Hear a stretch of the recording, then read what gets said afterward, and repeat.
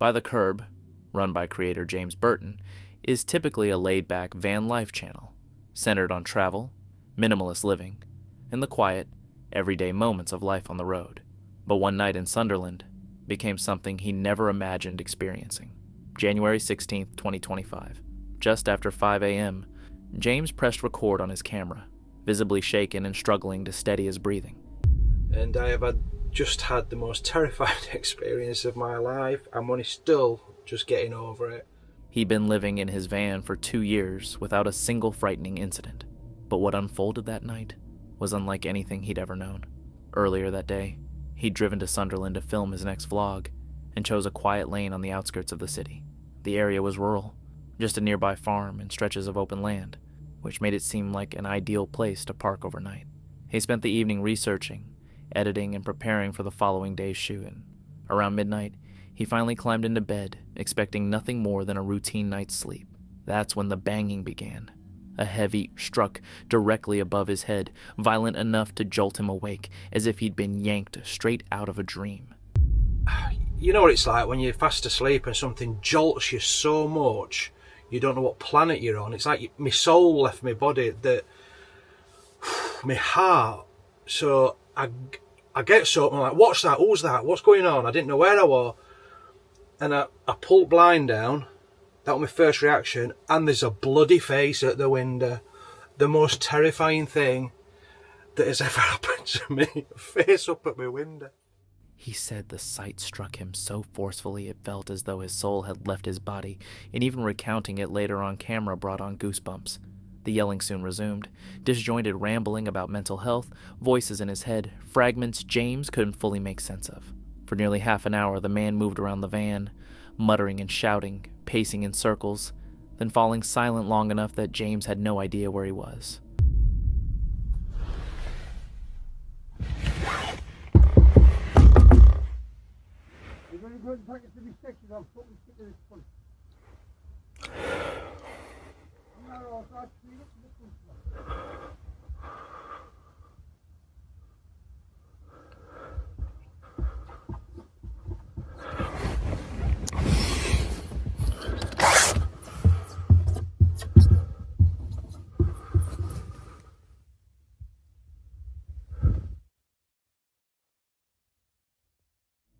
James sat in the darkness, listening and doing his best to stay calm. He peeked through the window once and saw the stranger standing only a few feet away, muttering to himself and behaving erratically. And you see a on the front, his father was a Briton. His father, his grandfather, was a Briton, and I'm the back. Did not work no one. I'm not a third door. I'm not a private rig. I'm not a Hurst is an English footballer. I'm not a reef, I don't know what it means. You see when you put on the dead people who you're supposed to love. Constant, I've never heard this one. I've got a new modern technology. You've got fucking stuff like this on there. You're a cameraman, you're shutting out all that.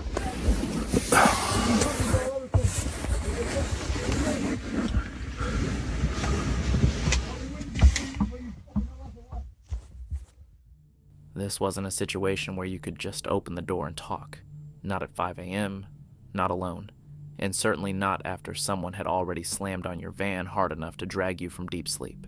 For a moment, James thought about starting the engine and driving away, but he was trapped at a dead end. Even if he tried, the windows were fogged with condensation, leaving him almost blind.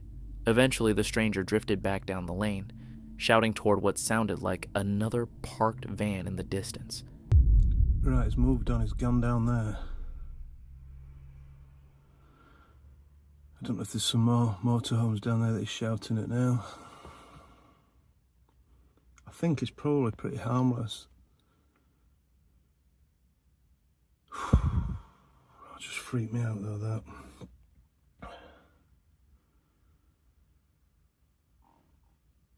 I don't know what to do. I don't think I've got enough space to do a U-turn here. I don't know if you can see him at distance. I Another van's come and he's buggered off now. I don't know what's going on down there. I think there's some sort of, I don't know, farm or depot or something like that. An engine roared to life somewhere nearby, and for a moment it seemed like the man was finally moving on. James stayed put, still shaken and fully awake. Sleep was out of the question. He remained at his table trying to steady his breathing as the adrenaline slowly began to fade.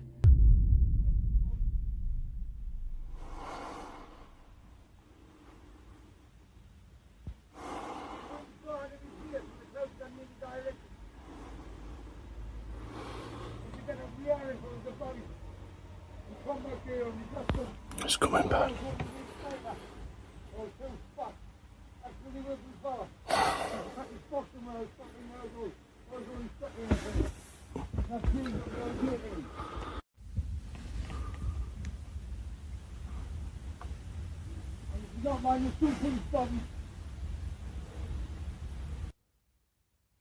So I'm just hoping that he'll get fed up and bugger off. Even hours later, James said his hands were still trembling. In 2 years of living in his van, nothing like this had ever occurred. No break-ins, threats, or late-night pounding on the walls, and certainly never a face staring in through the window in the dead of night. The memory of that face lingered with him, something he never imagined encountering outside his own mobile home, and something he hoped never to see again. Novice Wild Camper is a channel run by a lone outdoorsman, usually focused on quiet hikes, laid-back trips, and relaxed nights of wild camping. This trip began like any ordinary overnight stay, until nightfall brought something that clearly didn't belong out there. December 20th, 2021. That day, Mad was working nearby and decided to take the chance to spend a night on White Edge. Somewhere different. So I'm at the Peak District. Been working up this way, so thought I'd take the opportunity to come and sneak out into Mesna country. A viewer had suggested the location, and the evening couldn't have looked better. Bright moonlight and a light chill in the air. Mad followed the trail in, passing through pockets of low mist settled in the valleys, until he found a suitable place to pitch his tent. Once camp was set, he slipped into his usual routine, boiling water for cheap teriyaki noodles, making coffee, and sipping a bit of Jack Daniels as the temperature steadily dropped. Around 9:30 p.m., Mad climbed into his sleeping bag and tried to get some rest. That's when everything shifted. He camped alone many times and knew the sounds of wildlife well, but just as he began to drift off, a deep, guttural cry echoed somewhere out in the darkness.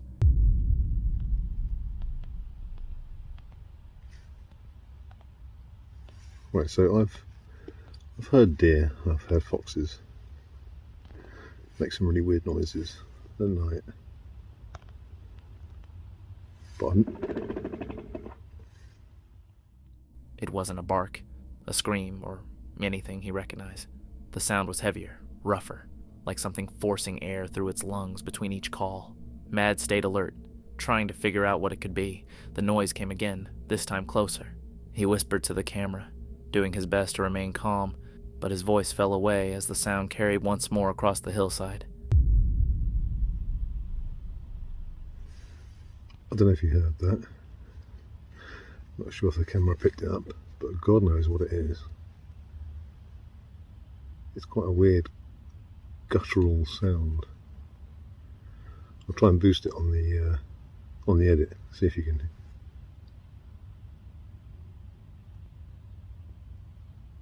See if you can hear it, because that is really weird.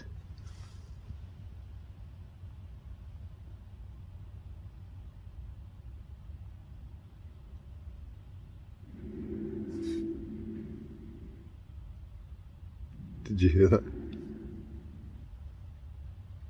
That's quite eerie. It does not sound like a deer.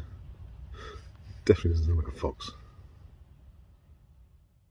He sat perfectly still, listening for footsteps or movement outside the tent, but nothing followed. Mad remained zipped inside, unwilling to shine a light and see what might be out there. The darkness was complete, and whatever had made that sound was close enough to unsettle him in a way he'd never experienced before. He tried to calm himself soon after, muttering a half-joking remark, but the tension behind it was impossible to miss. I'm going to zip up and put my earplugs in, I think. try and get some sleep, and hopefully I'll still be here in the morning. There was something about that sound that didn't sit right with him. By sunrise, he'd already been awake for hours. Overnight, the temperature had fallen to around 2 degrees Celsius, and condensation coated the inside of the tent. The strange cry never returned, but it was replaced by another unsettling sound. I'm acting like I've just woke up. It's about 7 o'clock. I've been up since 5. Just trying to get some morning shots, which I posted up on Instagram and Facebook. Don't know if the camera's picking it up, but there's a very weird sounding bird. Sounds like a kookaburra with a sore throat. It's not going to do it now. It was a coarse, rattling cry from a bird he didn't recognize. Nothing like the familiar calls of the Peak District species he knew. It lingered near the campsite, repeating the same harsh sound, until he finally began to pack up. By morning, the ridge looked peaceful again, almost benign in the daylight. Still, the memory of that low, guttural call clung to him. He cast a final glance at the spot where his tent had stood, hoisted his pack onto his shoulder, and started back toward the car. The night had been unsettling, and whatever had moved through the area had made one thing clear: he hadn't been alone. The next chilling footage comes from More with Matt, a UK-based outdoor and adventure channel centered on solo wild camping, bushcraft, and immersive nature experiences. Matt records first-person nights in the wild with a grounded observational style, allowing isolation and atmosphere to carry the story, rather than relying on theatrics. It's July 18th, 2024. In a woodland near his home in England, Matt enters the quiet forest as a light rain drizzles through the canopy. Moving deeper among the trees, he discovers a massive hollow holly and decides to use it as shelter for the night. He clears debris from the forest floor and sets up a small campsite nearby. As daylight fades, the woods grow noticeably quieter, and the sense of isolation settles in long before darkness fully arrives. A few mozzies in. Close that one up. Put this one, keep the ventilation going. Foxes are giving it some tonight. That's going to wake me up in a horrible fright in the night at some point. Wondering what it is. And then realising it's foxes.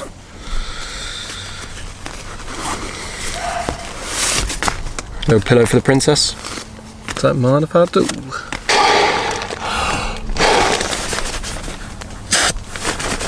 Now I do. Now I did bring some food tonight. I brought some chicken curry that went out of date in 2022. But actually, to be fair, I'm not even going to eat that because I can't bother to get the camping stove in it out. So I'm going to leave that. I'm going to have my all-day breakfast for breakfast. And tonight I'm going to have a banana and some little chocky treats that I brought. Oh yeah.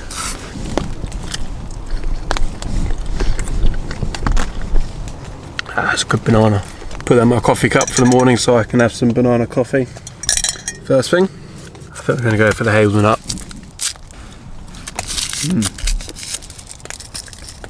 Save the rest of them for later. Night falls as Matt sets up his tent beneath the hollow holly tree, with rain continuing to drip steadily overhead. The darkness is alive with woodland sounds, fox calls, distant deer, and rustling in the undergrowth. Adjusting his air mattress and gear in near total darkness adds a subtle tension as he settles in, alone and surrounded on all sides by the forest. And then go to bed and be up nice and early in the morning. I don't think there'll be loads of dog walkers out. Literally, it's supposed to be raining all night and all day tomorrow, so I'd be surprised if anyone bumps into me. But I would like to cook a bit of breakfast, put a jet boil on for a bit of coffee, and like chill a bit tomorrow morning before packing up and going home. So yeah. Throughout the night, Matt lies awake, listening to foxes barking, deer moving through the trees, and the occasional call of a crow. The sounds are nearby but familiar. Though his sleep is fitful, he never feels directly threatened. The tension comes from awareness, not fear. By morning, the woodland has transformed. Daylight reveals bluebells, birdsong, and a calm, inviting forest floor. Matt prepares breakfast with his portable setup and reflects on the experience, noting lessons in gear management and nighttime campsite setup. After carefully packing up and leaving no trace, he hikes back home. What began as a quiet, slightly uneasy night beneath a hollow tree ends as a successful reminder that the forest doesn't need anything dramatic to feel intense. Sometimes isolation and attentive listening are enough. Grizzly. Gaz usually keeps his camping trips simple. Pack the gear, head into the woods, cook a meal, and enjoy a peaceful night. But his outing on October 30th, 2023, turned out far from ordinary. He left straight from work, racing against the fading light, in search of a fallen tree he'd heard stories about, rumored to be a site where pagans once held rituals. Whether the tales were true or just local legend, he wasn't certain. Still, the woods already carried an unsettling vibe. Don't know, does this look like a pagan ritual site? I'll tell you one thing, it looks creepy. He eventually found the spot, pitched his tent, cooked some bacon and mash, and settled in for a quiet night. But once the sun slipped below the horizon, the atmosphere shifted. What had been merely creepy quickly became profoundly unsettling. Oh, it doesn't half look creepy down here. Tree looks like a skeleton, and we're all like bivvies in it and stuff. His light kept flickering, every falling leaf sounding like footsteps, and the trees loomed like shadowy figures in the darkness. Even with his dog Fendi by his side, the uneasy feeling wouldn't go away. Definitely feels creepy in here.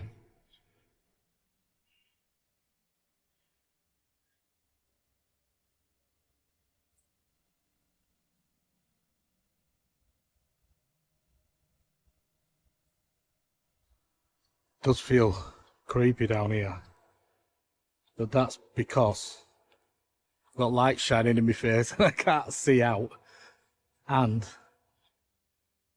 there's a slight breeze in the air, so there's lots of things just dropping from trees because it's autumn now, so there's conkers and all sorts of stuff dropping out. Over here in front of me, it's all dried leaves on the floor. So every time something drops from there, it's really, really amplified. But there doesn't seem to be all going on down here. As the night wore on, branches started snapping nearby. The wind picked up, and small objects kept tumbling around the tent.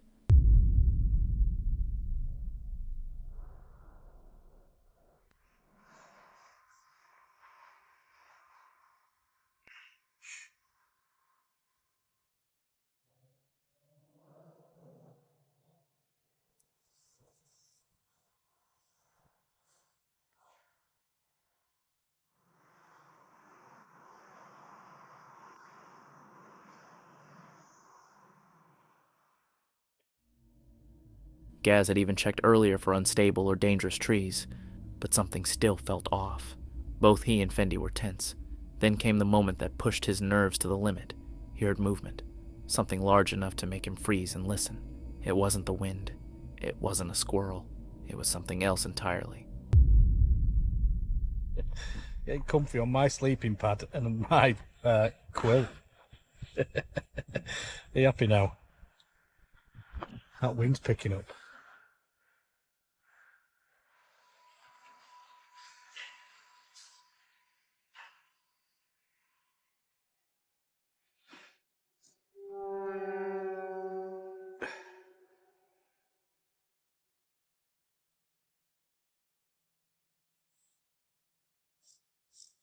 Don't know if it's just branches or twigs falling out of trees, but I keep hearing breaking.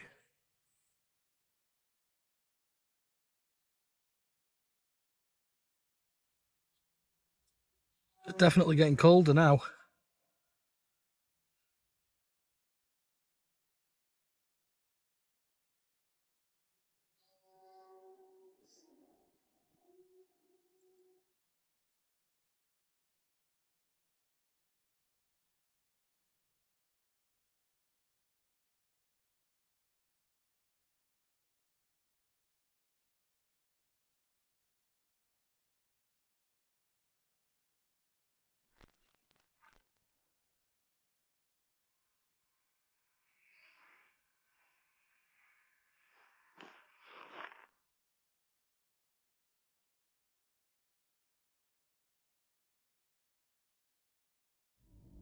Fendi trembled at his side, and the torch kept dying in fits.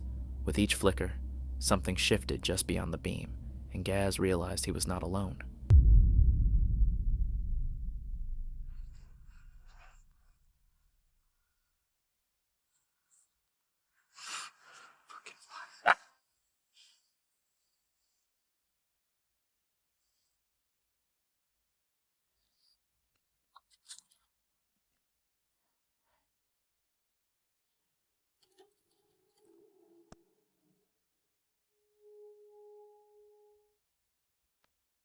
Oi!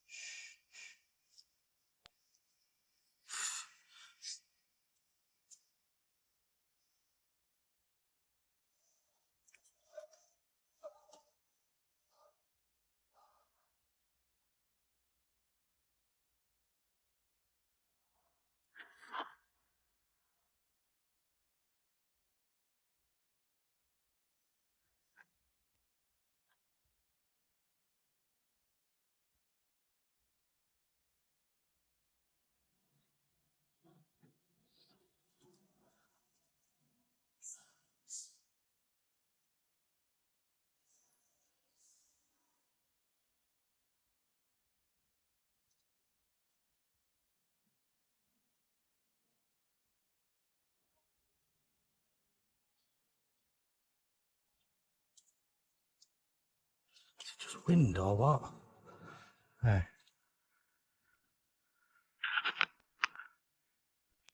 I think it's just wind. It's picking back up again now. So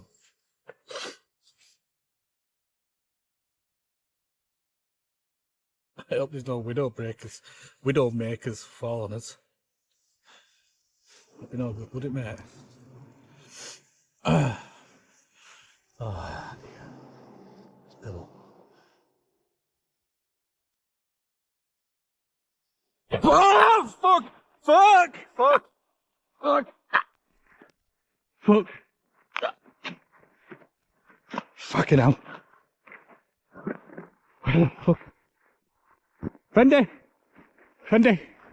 Come here, mate. Oh, you're alright. What the fuck was that? Fucking flies.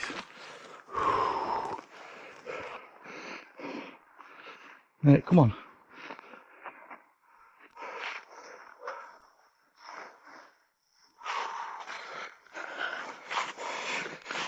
Fucking hell, this is all torch that I've got.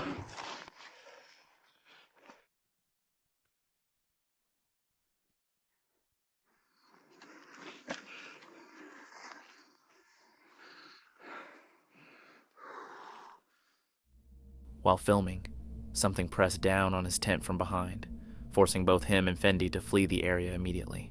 He waited for a while, and only when the campsite seemed empty and silent did he rush back to grab his belongings. The next day, he recounted suddenly hearing the shouting of several men, not just one, coming from deeper in the woods. When I was packing up, I managed to get my my sleeping bag and everything and get that in my backpack. Then I heard loads and loads of screaming, like shouting from men, and it sounded like there were about 20 or 30 of them. And then they all started running, and it sounded like they were coming towards tent, so I just grabbed my bag and off skis, because my keys were in my bag. They were loud, angry, and numerous, sounding like a group running through the woods toward the spot where he'd been camping. Gaz didn't hang around. He grabbed his bag and keys and got out as fast as he could, leaving his tent and a few belongings behind. When he returned the next day, the tent was torn, his gear scattered, and it was clear whoever had been out there had no intention of letting him come back. Oh, look at my tent. I had to leave my tent here because I just wanted to get out of there. And a few other bits as well that I left. Look at the state of it. Oh, come on, mate.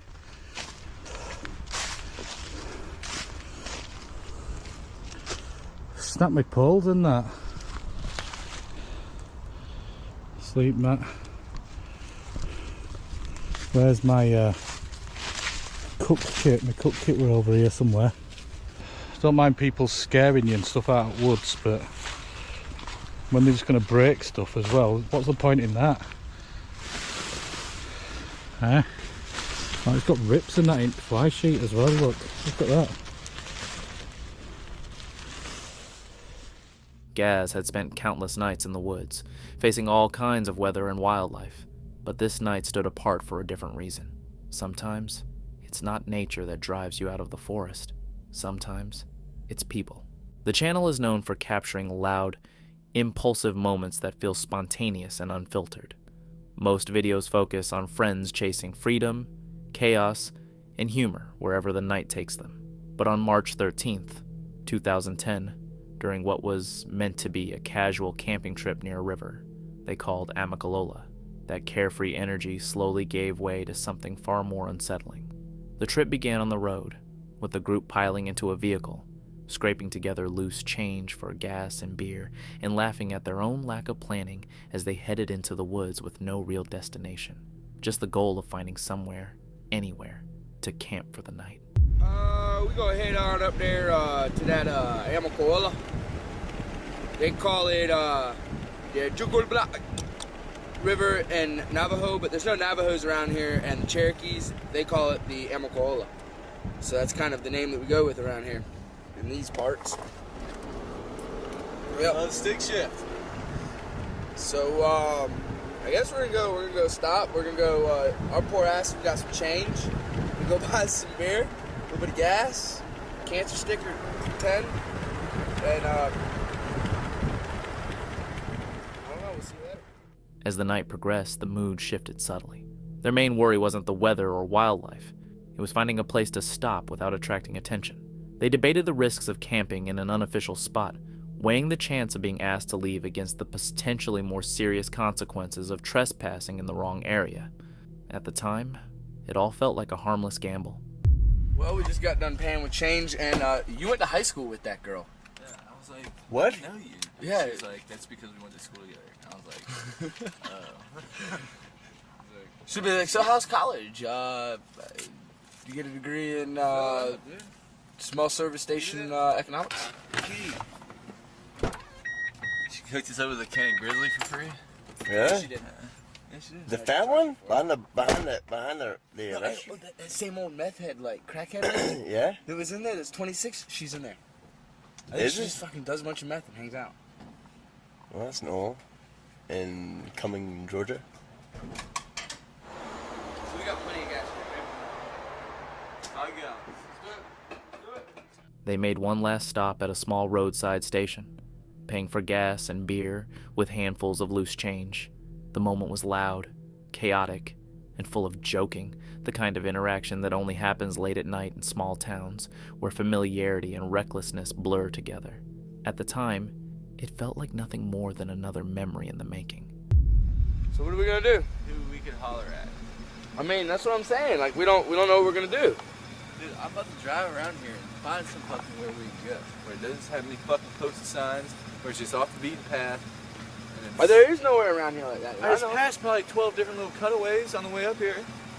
I mean, I'd rather get in trouble for camping somewhere not allowed to than camping somewhere not allowed to and trespassing. You get shot for trespassing. We have a sign that says that. Eventually, they took a trail leading deeper into the woods. It wasn't an official campsite, but it felt remote enough to remain hidden. After a brief hike, they came across a clearing that seemed completely isolated. Far from roads, far from people, or so they thought. It's like 2 in the morning. We pockets. just found a campsite. Everything that was in my pocket's gone. I just went like this. And then I scooted like this, and then I didn't have a balance on this one. By the time they arrived, it was very late. The forest was pitch black, swallowing their flashlights beyond a few feet. As they set up camp, their laughter echoed loudly through the trees, bouncing back in a way that felt strange. The jokes went on, but the stillness around them made it clear just how far their voices carried into the night. Can you join me in the ceremony? This right here, my friend. What? That's right. So light. Last beer of the night. Last beer tonight. Last beer of the night. Last ladies. beer tonight. Here you go. Mine's already cracked. I've already taken sips out of it. Guys, to a night filled with change. Filled with unexpected adventures.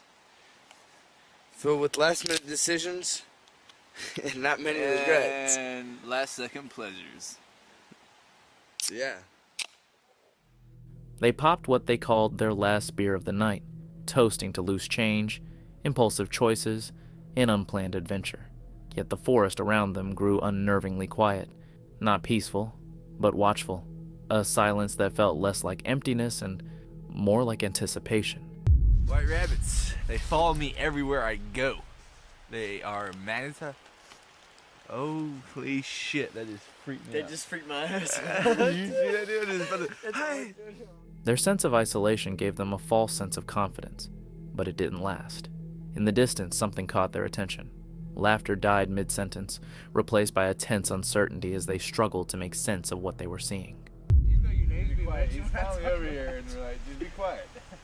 I know, like, I enjoyed the sound.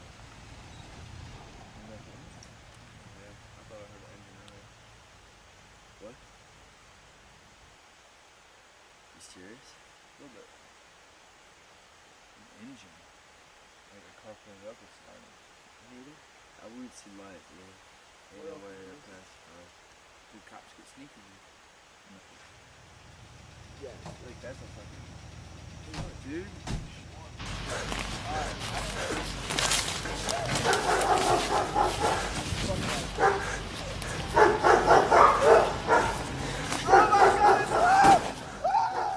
Without warning, a violent sound tore through the darkness, abrupt, aggressive, and unmistakably close. The noise shattered the moment, cutting the video almost immediately. There was no time to react, no explanation offered, only the echo of what sounded like chaos just beyond their line of sight. When the footage was shared, no follow-up information was ever provided. No updates, no clarification. All that remains is speculation. Some think it resembled gunshots mixed with a dog barking. Others suspect wildlife or a warning. And some wonder whether they unknowingly camped on private property and startled someone who didn't take kindly to trespassers. Whatever the truth, the ending is a stark reminder. When you step into the wild, you're entering a space that isn't yours. And sometimes, it makes that painfully clear. An abandoned cabin deep in the woods is now a familiar setting, not just in horror films, but in real-life urban legends and cautionary tales. This footage comes from What Day Is It Wolven, a UK-based outdoor adventure channel focused on solo wild camping, hiking, and winter survival. The channel is known for its honest, no-frills approach, capturing real mistakes, gear failures, and the harsh realities of camping in extreme conditions. It's December 22nd, 2025, in a remote snow-covered forest in Norway. Leaving his van in the mid-afternoon, the camper is acutely aware of how quickly the daylight is fading. With winter arriving early, he estimates he has little more than an hour to find a suitable campsite. Snow covers the forest floor, paths are partially flooded, and everything is soaked. Despite the challenging conditions, he pushes deeper into the woodland, mindful that stopping too soon, or continuing too late, could both bring serious consequences.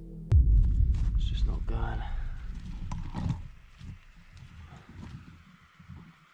Does not want to go. So, it's real annoying, but... After selecting a campsite just off the trail, he tries to gather wood for a fire, but the attempt fails almost immediately. Every piece is soaked through and won't ignite. Without a fire, there's no way to dry his clothes, warm up properly, or cook food, leaving him dependent on a small stove for the night. Things have just gone a bit wrong here. This tent is not very waterproof, to be honest, at all. It's not as good as I thought it was. Anything's getting very wet. Like my sleeping bag is absolutely piss wrapped. The hood of it, anyway. My jacket's soaked. Like you can see, like little puddles building up now. And yeah, it's just not good. So yeah, I don't really know what to do. It's 3 o'clock in the morning. I just don't really want it to get any worse than this. as I will just be really wet and really cold. Alright guys, so the weather is just not on my side and neither is the temperature, so... By around 3 a.m., conditions inside the tent have worsened dramatically. Water has pooled on the floor, and the hood of his sleeping bag is completely soaked. Staying any longer would risk severe hypothermia, so he decides to abandon the campsite entirely, leaving the tent behind to prioritize his safety. My biggest fear was bumping into a moose. Like generally, like this is the sort of place you would actually see a moose as well, because they're saying about like obviously they don't like deep snow because it's harder to walk on and stuff like that. And I was very surprised, and it's very easy to stumble across one by accident whilst walking in the snow, in the dark, with a dim light. So, you know, it's very easy.